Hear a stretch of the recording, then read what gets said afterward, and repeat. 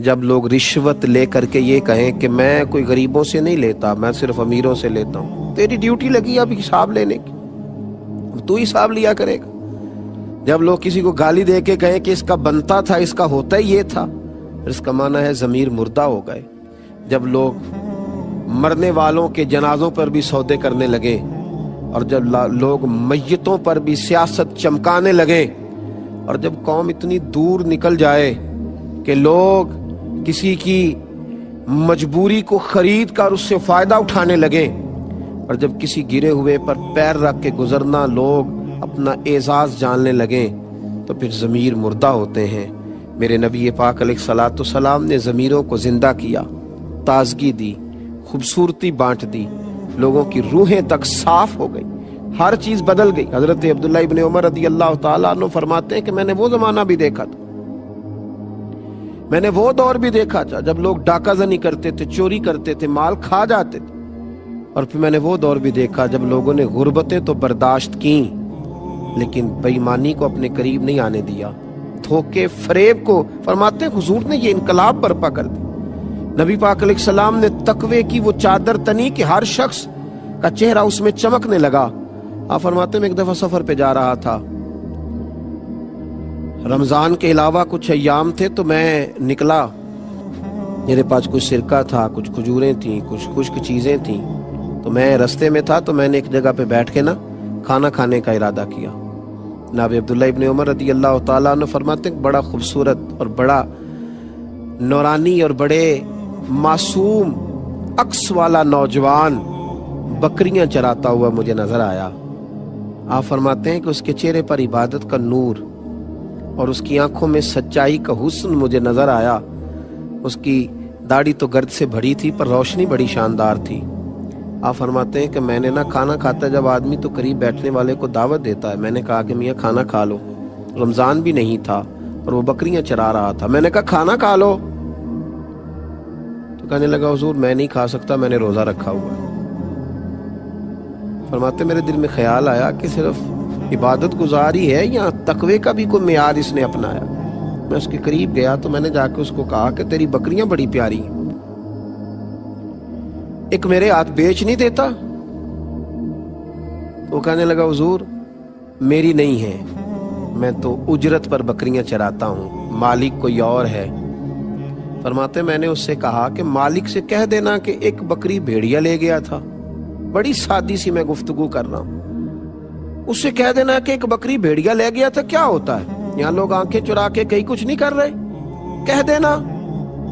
آپ فرماتے ہیں کہ کوئی جوش خطابت نہیں، کوئی بات نہیں، کوئی واز نہیں، کوئی نصیحت نہیں، کوئی کسی صوفی کا فرمان نہیں، بکریاں چرانے والا چرواہا، لیکن اس کے جملے نے میرے پورے وجود کو نور کے اندر کھڑا کر دیا لا کے۔ فرماتے ہیں وہ مجھے کہنے لگا حضور بکریوں کے مالک کو تو کہہ دوں گا بھیڑیا لے گیا ہے، اور جب دنیا کا، کونین کا اور عرش کا مالک پوچھے گا تو اسے کیا جواب دوں، اسے کیا بتاؤں؟ اللہ کے حضور بھی تو جانا ہے نا۔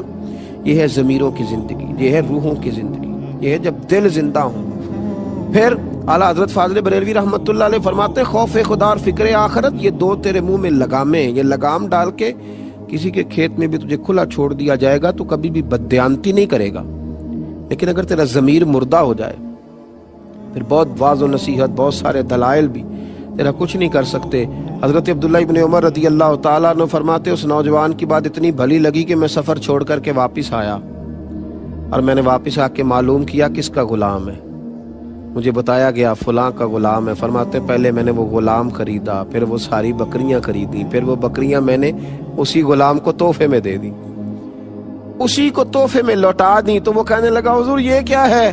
فرمایا یہ تو جب اپنے رب سے ڈرتا تھا تو رب کریم نے یہ تجھے اس کا بدلہ عطا فرمایا ہے، ایک چھوٹا سا نذرانہ ہے میری طرف سے۔ ضمیروں کی زندگی۔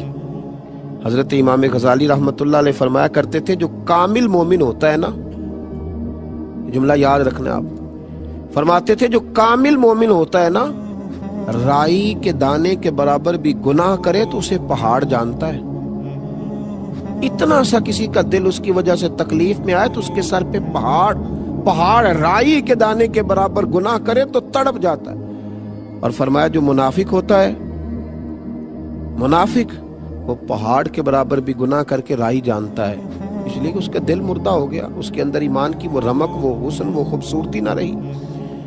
تو جب دل زندہ ہوتے ہیں، ضمیر زندہ ہوتے ہیں، روحیں زندہ ہوتی ہیں، پھر انسان انقلاب برپا کرتے ہیں، پھر روشنی۔ حضرت سعد بن ابی وقاص رضی اللہ تعالیٰ عنہ فرماتے ہیں کہ ایک علاقے میں ہم گئے تھے جہاد کی غرض سے، تو اس علاقے کے بادشاہ کا تاج بڑا معروف تھا کہ اس نے بڑے قیمتی ہیرے اپنے تاج میں لگوائے۔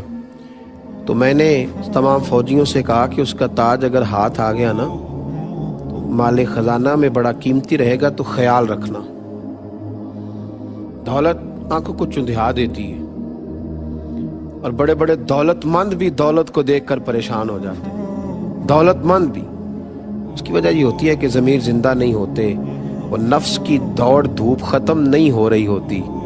فرماتے میں نے کہا کہ ذرا خیال رکھنا، رات کا وقت تھا، صحرا کا علاقہ تھا، گمسان کا رن پڑا، اور جب اس بادشاہ کی گردن کٹی تو اس کا تاج کب سر سے اترا اور کب ریت میں مل گیا کسی کو خبر ہی نہ ہوئی۔ آپ فرماتے ہیں کہ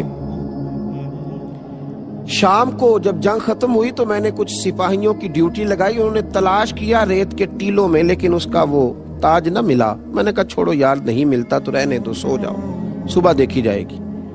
حضرت سعد بن ابی وقاص رضی اللہ تعالیٰ عنہ فرماتے ہیں لوگ سو گئے، میں بھی اپنے خیمے میں چلا گیا سونے کے لیے۔ ابھی میں لیٹنے کی، آرام کرنے کی، سونے کی تیاری ہی کر رہا تھا کہ ایک سپاہی نے باہر سے آواز دی، سپاہ سالار اگر اجازت دو تو میں اندر آ جاؤں۔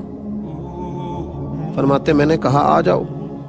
وہ شخص اندر آیا تو اس نے ایک پرانی سی چادر اوڑھ رکھی تھی، کپڑے بھی اس کے پرانے تھے۔ سلام لیتے ہی وہ اندر آیا اور اس نے اپنی چادر کی اوٹ میں سے وہ ہیروں والا تاج، اس پر بڑے قیمتی ہیرے لگے تھے، وہ نکالا اور رکھا۔ کہنے لگا میں ابھی شام میں گزر رہا تھا تو میرے گھوڑے کے پیر سے کچھ چیز ٹکرائی ہے، میں نے کھولی ہے تو یہ تاج نکلا ہے، یہ رکھ لیجیے۔ حضرت سعد بن ابی وقاص رضی اللہ تعالیٰ عنہ فرماتے ہیں چہرے پر اس نے نقاب اوڑھا ہوا ہے۔ میں نے اس کو کہا کہ میاں تمہیں مل گیا تھا یہ تاج، تم دینے آئے تو تم تو مجھے کچھ غریب آدمی لگتے ہو۔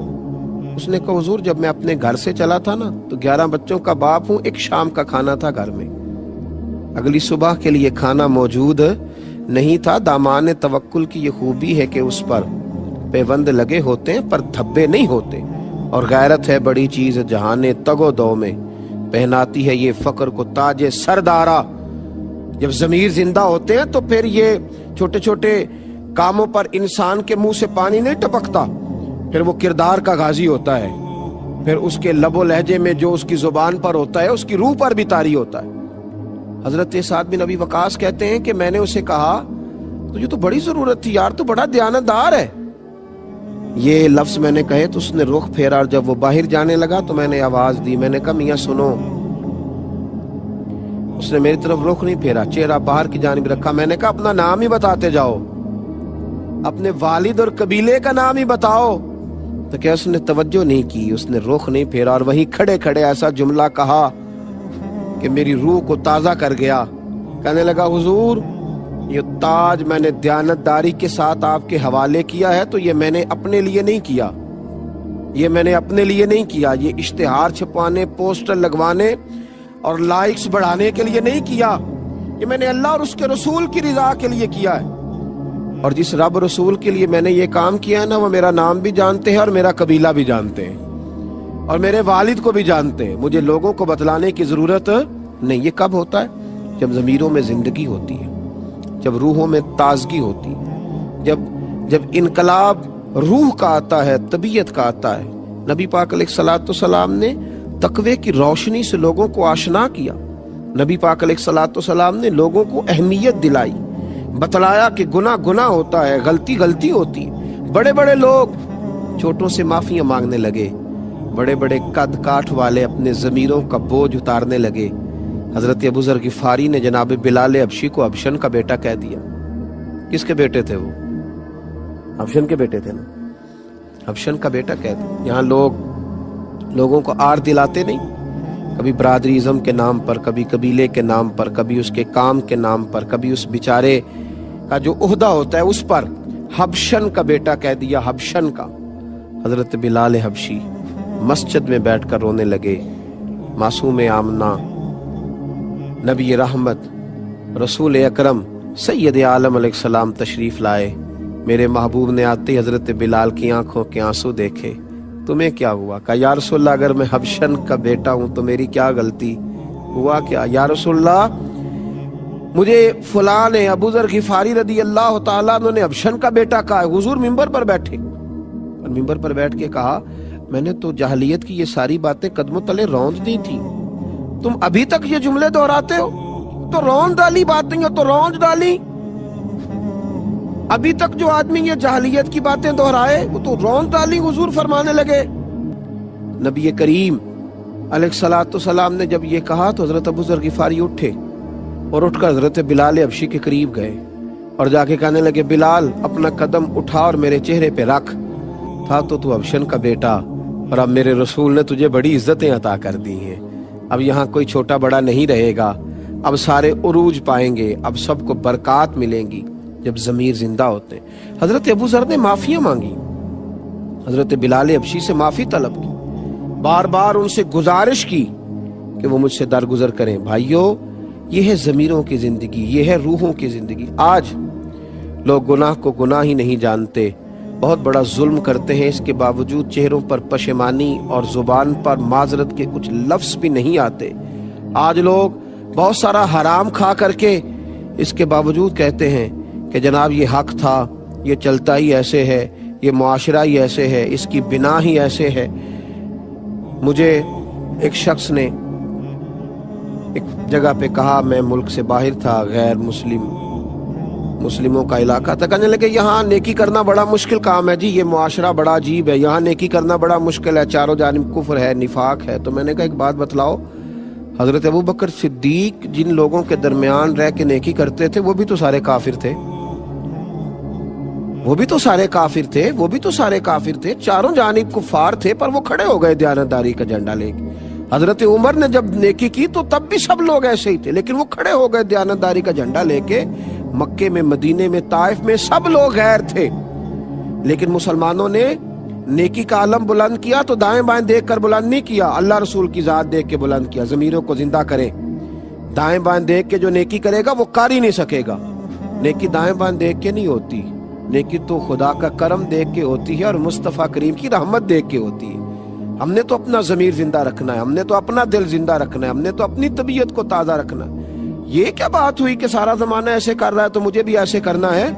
میں اپنے حصے کا چراغ جلاؤں گا، آپ اپنے حصے کا چراغ جلائیں گے، ہم اپنے اپنے حصوں کی روشنی بانٹیں گے۔